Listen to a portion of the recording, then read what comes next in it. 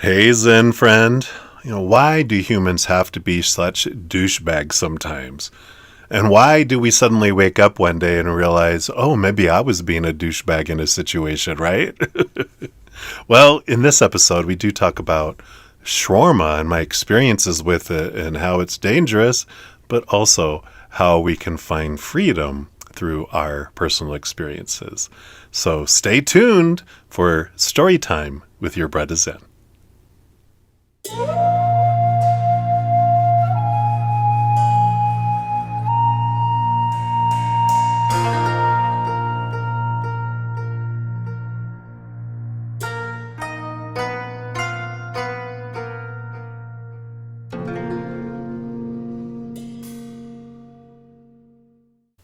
Hey, my Zen friend. Welcome to the next adventure of The Easier Path with your brother Zen. I do share the intention of this podcast series every adventure because I feel it's important for your experience. The focus of this series is not to convince you that this human journey is easy. The intention is to share challenges that we encounter along the way as these human characters and provide wisdom and guidance from Spirit that could help us transform these challenges into higher truth. I'm no licensed psychologist or doctorate of any kind. I'm simply sharing what I have experienced and what I feel the spirit world would like us to know. The intention is that you have new information to create new opportunities of ease in your adventure, or at the very least confirm or remind you of things you already know, but maybe we've been temporarily distracted from because of the loudness and the bright shininess of things in our human adventure. All of this is about making the adventure easier rather than harder. And if that's what we want to experience, because it's your adventure and you get to choose what you want to experience and what you don't. There's no judgment from Spirit or from me. You do you, boo. So thanks for being here. I really appreciate you. Before we begin our adventure, let us first come out of the storm, out of the chaos, and into the calm. We cannot clearly hear or transform when we're in stress or fear mode. So what we'll do is we'll start off taking a big deep breath in for a count of 4, hold it for 3, and then exhale slowly for a count of 7. And we can do that as many times as you need to come back to this place of stillness. All right, so let's do it together. Big deep breath in for a count of 4. 1, 2, 3, 4. Hold it for 1, 2, 3, and exhale 1, 2, 3, 4, 5, 6, 7. Did you run out of air there at the end? I don't blame you. I do the same thing.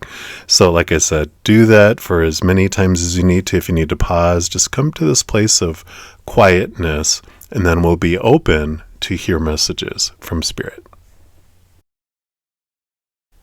So way back in 2013, I took a long road trip to visit some family and friends that I hadn't seen in a long time.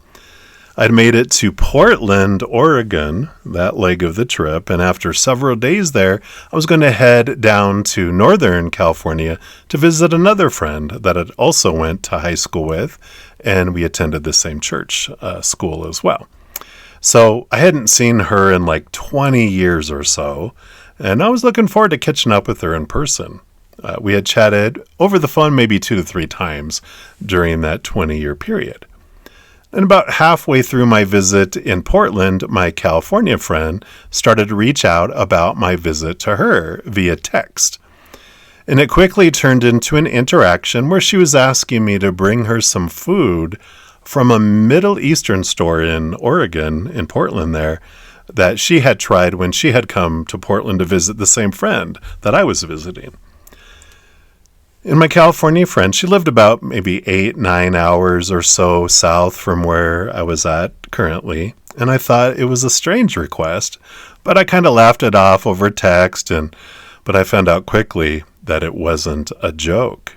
She was very serious about this. She wanted me to get an ice chest and ice on the day that I was leaving, stop by the restaurant. It was like a grocery store / deli restaurant. Stop by there and then call her from there so that she can make sure that I ordered everything correctly that she wanted. And when I was resistant to the idea, she texted me that she hoped she wouldn't have to get angry to get me to do what she wanted. That pretty much sealed that I wasn't going to be doing any of that and had me rethinking my plans to visit her. So I replied to her, and I didn't hear anything back for a couple of days. And after the silent treatment, I thought it was best I changed my plans and maybe still visit her, but not stay at her house as we had planned, because I was feeling a little bit, I guess, unsafe, not like for my life, but, if maybe I didn't do something that she wanted me to do, she'd throw me out of the house or something. So I suggested shortening my visit and staying at a hotel, but I still wanted to see her, but no response. So as I ended up getting to the day that I was leaving and hadn't heard from her, I ended up just canceling my plans and instead detouring from the Northern California coastal region where she lived into the inland to visit Mount Shasta. I didn't hear from her, and so I assumed, oh, well, I'm just not going to go then. And then I also extended my time. I had a friend in Los Angeles in Southern California I was going to go visit, and I just extended my time that I was going to stay with them. So the Monday morning that I was leaving Oregon to head off to California, that was the day that I would have been leaving to go to this California friend's home in Northern California. Literally, as I was putting my car in reverse, backing out of the driveway, I received a Facebook message from her. So I stopped the car, put it in park and opened it up. And her message started off, "I never thought you would be on the long list of a-holes in my life." And it went downhill from there. It was a quite lengthy message, which talked of how, I spoke of love but didn't live it. Because I didn't do what she wanted me to do, and a bunch of other things that activated a lot of triggers that I had inside of me, a lot of my fears. So I finished reading the message. I closed out of the Facebook app and put my phone down to head off on my next adventure to Mount Shasta. So the time on the road was a good time to reflect on what she had written in her message. And as I drove, my little inner child and my shadow did their duty in bringing up those fears that were triggered to question them and think about them and see why they had bothered me so much. So after a couple of hours of driving and on the road, I stopped for gas and to get something to drink. And while I was pumping gas and waiting, I thought, I'll reply back to her something to try to build a bridge back to each other. That these are thoughts that I thought about during my 2 hours after I had cooled down. I was like, well, I'll reach out and we'll do this, but I don't have time now because I'm traveling, so I'll just Facebook message her back. When I opened up the app to message her back and I tried to go into the message, it said that I had been unfriended and blocked by her. And it was kind of a surreal moment where I was like, okay, then, well, I guess I don't have to do anything with this.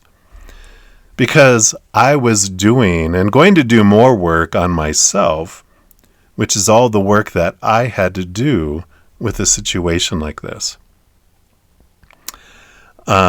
I had said no to her and dealt with the fallout, and I was still alive. I was going to choose to have fun and not fall back into my old pattern of victim role, like I used to always do, or quite often. And so in that moment, I pointed my fingers at her in my mind and said, this was all her fault anyway, because she's crazy. She's acting crazy. And that was good for that moment. But I learned a lot about why there was all this conflict inside of me and outside of me since then. So let's talk about some of that. Would I do things differently today than I did back then? Probably. Am I going to beat myself up for how I handled things back then? Nope. Because I know we all do the best we can in every moment with the knowledge we have at that moment, the energy we have in that moment, and the environment within which we are experiencing life. And that also means I release my California friend from blame for not being the person I wanted them to be in that moment. And obviously, I wasn't being the person she wanted me to be in that moment. So that brings us to our first reflection. I've already mentioned in previous episodes that we don't see the world as it is. We see the world as we are, according to our conditioning, which forms our perception of what's going on around us and thinking everyone sees us as we see ourselves. I read somewhere a story about, someone seeing that there were 1,000 versions of themselves out walking among the world because 1,000 different people had interacted with them, and each of them saw a different version of who they were. And that brings a clear picture to my mind how everyone sees us differently based on their interaction with us. So the person at the bus stop sees us differently than that cashier at the grocery store, which is different from the coworker we sit next to at work every day, which is different from how our mom sees us, which is different from how our dad sees us, which is different from how our siblings see us, which is different from our neighbor, etc., etc., etc., right? So everyone experiences us differently because we interact with them differently and more or less often. Some people we see all the time, some people we see once for a moment. But each person is also gauging the entire world through the eyes of their own experiences of the past. And everyone has had a different life. But even we ourselves don't have a clear picture of who we really are either. We also see ourselves through our own conditioning. So our version of ourselves is also not a clear one. So in that moment that we talked about, I saw my friend as someone who was controlling and unreasonable.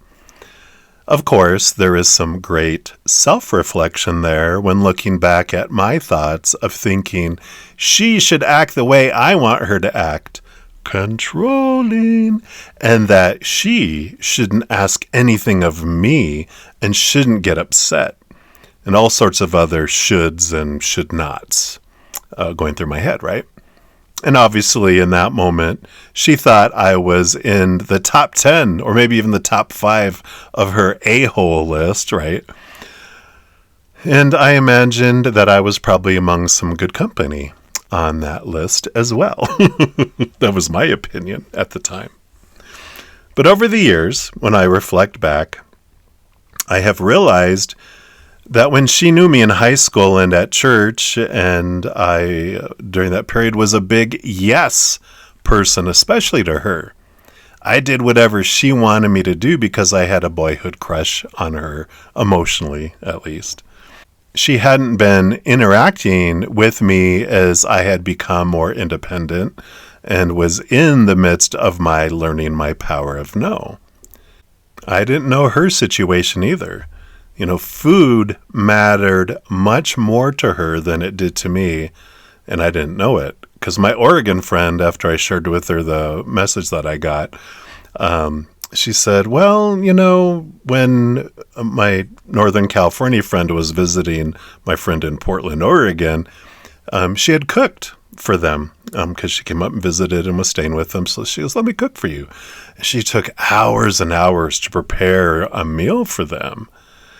And she had also mentioned in her long Facebook message to me that she lived in a small town and they didn't have many very good restaurants there, so that food from the Middle Eastern place had some of the best shawarma she had ever eaten. So, sometimes we forget that we change and people remember us as we were, and we can do the same to them. We expect them to be who we thought they were, and when they act differently, that kind of freaks us out, and especially our little inner emotional child. Because our inner emotional child, it likes things to stay the same as they were. They like consistency.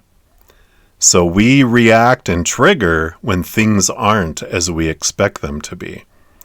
And I spoke about the unexpected in the previous episode, so I won't repeat all that again, but we can take a look at a different approach to triggers. We can be taught as we grow up that we make other people feel or act a certain way when others or adults blame us for their emotions and for outcomes of things. So, we also feel that other people are responsible for making us feel or react a certain way. And we can be taught that certain emotions like anger or sadness are not appropriate behaviors. So if we feel them or react with them, then we must be failing and we fear being rejected because of it. Thus, we feel we need to blame others so that we are not held at fault. But in doing that, we give our power to other people and things that happen in the outside world. Our happiness becomes something that is determined at the whim of the outside world, which is not where we want our happiness to reside. Even though that is also what we're taught, right? Happiness is out there, not in here, in our hearts. My triggers are my own, and if I own up to them, not out of guilt or blame, but just taking it as information, then I can step back into my power and respond to life instead of walking around reacting to everything. I can take steps to calm myself and then calmly look at the root of the trigger, and often in this reflection, the trigger sees it's no longer needed and it falls away on its own. And we can also replace our trigger of fear with self-love awareness instead. And rather than focusing a lot on what low vibration energy that we're experiencing, we can spend a lot of our time focusing on raising our own self-love, our own self-worth, our own higher vibration of gratitude and joy and laughter and play. And then, those triggers that are happening often, we can give them the attention that they are asking for in order to transmute them into higher wisdom rather than being an instrument of fear.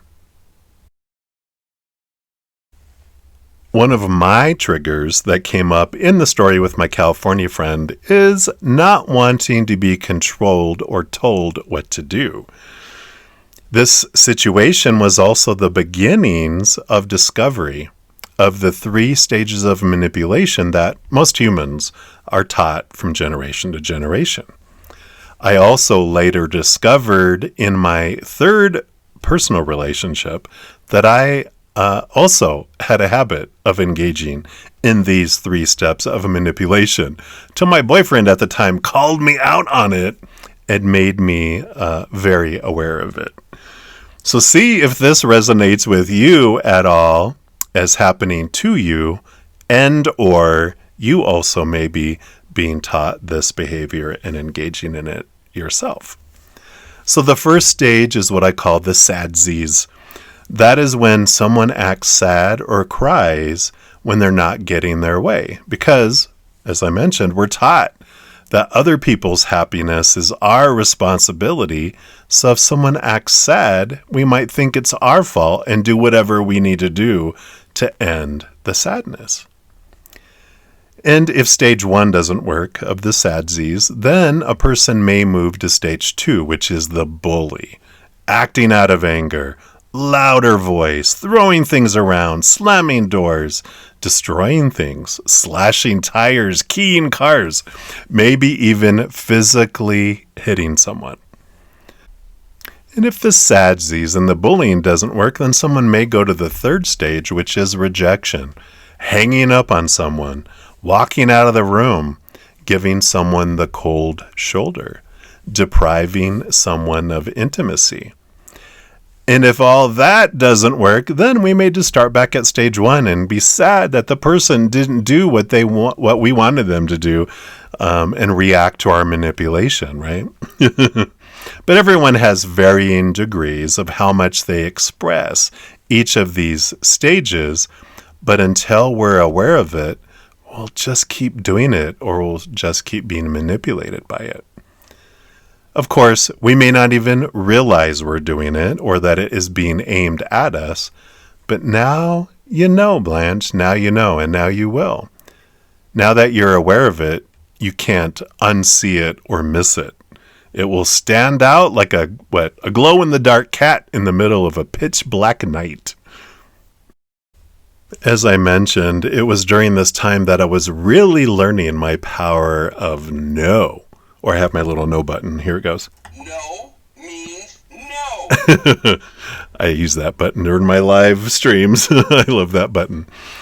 But I had a tendency to go along with everyone else, sacrificing what I wanted for the sake of keeping everyone else happy. And that is part of what kept me trapped into being manipulated by others. But Shawarma Hill is where I chose to take my stand, evidently. As children, we get punished for saying, wait. No, no, no, no, no. And a lot of our society teaches us to go along and don't make waves by breaking rules that are both spoken and unspoken. Eventually, the rebel in us comes out in some way, somehow, whether it's by open rebellion or by passive-aggressive actions. And I remember the anxiety I felt when I was going to announce to my family that I was no longer going to be buying Christmas presents for anyone except for the children at the time, and that would stop after all my nieces and nephews were 18. My reasoning was that we were doing it out of expectation and that we ended up sending each other gift cards since we lived out of state, or buying each other things that ended up not being used or even given away anyhow. In hindsight, it's funny how much we do because we think we'll get rejected if we don't do certain things. And maybe we would or will get rejected. But that's a fear we live with every day. And we are rejected a lot in our lives already because of all the reactions we humans perform from a place of fear. We reject and we are rejected. And look, we're still alive. We are already using our power of no, but it's against ourselves. When we're not saying no to things in the outside world that we're afraid to say no to. We are just saying no to the incorrect party.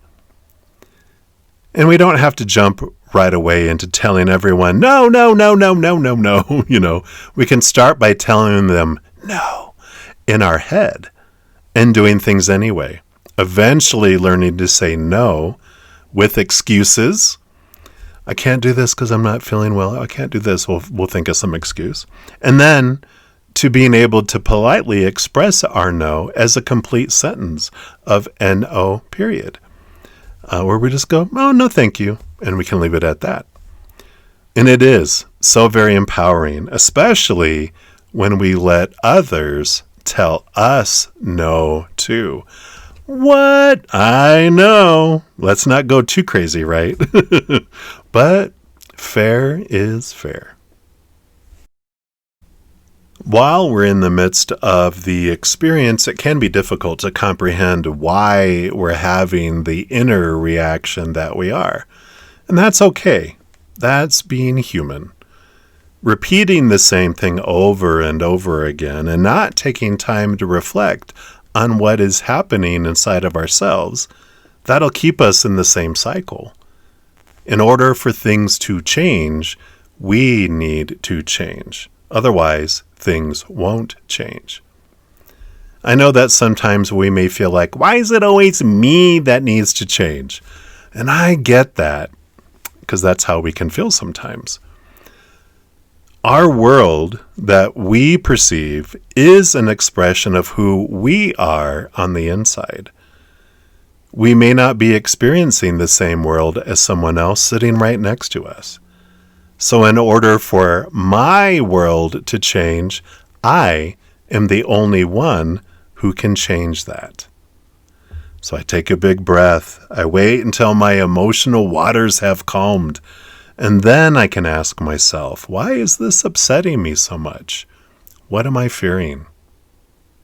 Where does this accusation I have against the other person exist within me? How might I accuse myself of the same thing against other people or even myself? Wherever I'm experiencing the disappointment or pain, that is where I can find the trigger, the belief, the voices that are accusing me of not being enough. At the end of my story, I mentioned how when I was going to respond, that I discovered I had been unfriended and blocked. My first reaction was disappointment because I wanted to defend myself a little. Okay, maybe I wanted to defend myself a lot, because that is what we do when we're in fear. We either attack, or we defend, or run away. And that is what she did. She was in fear, because in a way I was rejecting her by not bringing her the food and deciding that I didn't want to stay with her in her home. So she attacked, and then she ran. It's what we do as humans. And I know that now. But with the actions of my California friend, I also reacted and ran away. I could have texted or called her, but I chose not to. I decided that I did not need to prove anything to them. And a great aha that came from this experience, and others over time, was the awareness that if I'm looking for validation from someone in the outside world for my worth in the first place, then I may also be trying to look for an apology from them to also validate my worth. And as I turn inward for the definition of my worth, that is where I find the eternal, unconditional love of the Creator in the higher realms. That is stable, sturdy, and forever. That is something that feels more solid to define my worth by. Even being aware of this, it can be hard for us to let go of friends or family members or lovers. Why is that? It seems that a large part of the challenge of letting go of relationships that no longer serve us is the story of the importance the person is to the definition of who we are. When we're basing our self-worth on the outside world, then we fear the changes and actions of the outside world. When we define ourselves by the inward sense of self, rooted in that eternal, unconditional love of the Creator for us, then we do not fear what people do or don't do, say or don't say, and whether they stay in our lives or not, because we know we will always be fine no matter what happens in the outside world. When we're extending a lot of our emotional energy into relationships that are not serving us any longer, we find ourselves giving 70, 80, 90% of the energy into the relationship and only getting consistently back 30, 20, 10%. Our emotional banks, they get to be on the point of the verge of going into the negative and maybe getting some emotional NSF fees, non-sufficient fund fees, right? If we also have significant emotional energy being invested in old emotions that were stuffed when our emotional inner child was being formed, which is 7 years old and younger, then that is also taking up emotional energy with charged emotions that had nowhere to go but into our subconscious. As we transform these emotions by doing the shadow work, then we get all that energy back too. as we fill back up our emotional bank. Then our heart sees we have the space for relationships that match our energy and that serve us at levels that match our inner love. We let go to make space for the new. Something to consider when we're faced with a challenging interaction with another individual is to get curious about where that they're coming from. Had I known how important that food was to my California friend, that could have changed my perspective from taking it defensively, feeling like I was being told to do something disrespectfully, to being able to do something that could make it an easier choice for someone to choose happiness. Food for me was fuel and not a big deal. I was not understanding the importance of it to someone else. And of course, I must calm down first as that fire rises within me as my little inner child starts feeling unsafe and out of control, and it goes to pull the fire alarm to send me into fight or flight survival mode. For me, deep breaths help so much. Not huffing and puffing and sighing at the other person, because that tends to make things worse. Just learning that the hard way. But slow, deep breaths in, holding for a moment, and slow exhales out. That goes unnoticed as much and works good for me. Then I can ask myself, if the other person maybe has experienced something personally to be reacting in the way that they are. Have they heard something from someone else similar that is causing a trigger? We can seek to try to understand each other, try to be gentle, try to speak clearly, try to ask for clarification in an honest, loving way. Not, what does that mean? We can listen, truly listen to what is being said, how it is being said, with the intention of understanding what is happening over there in that little body, while being aware of what is happening in here in this little body. That is what can bring an easier, loving experience instead of a challenging one rooted in fear. And I get it. Sometimes we just need to battle, and that's okay. Be that emotional ninja and do your thing. But when you're ready for an easier path, hey, at least you have some information to help. All right, I'm going to leave it here for now, but keep a lookout on Facebook and Instagram for reminders throughout the week to help us refocus on this moment where an easier path exists. Links to all my social media are in the description box of this video, along with my email. And I'd love to hear what challenges or tools to overcome your challenges you have or are experiencing on your human adventure. You can either comment on this video or send me an email if you prefer it not to be public. I get it. So thanks again so much for joining me. And until next time, remember, this human path can feel crazy and hazy and shaky and bakey, but you are loved eternally, unconditionally, by the Mother and Father of all things, our Creator. And of course, I love you too. So enjoy your adventure, my Zen friend. I'll see you soon.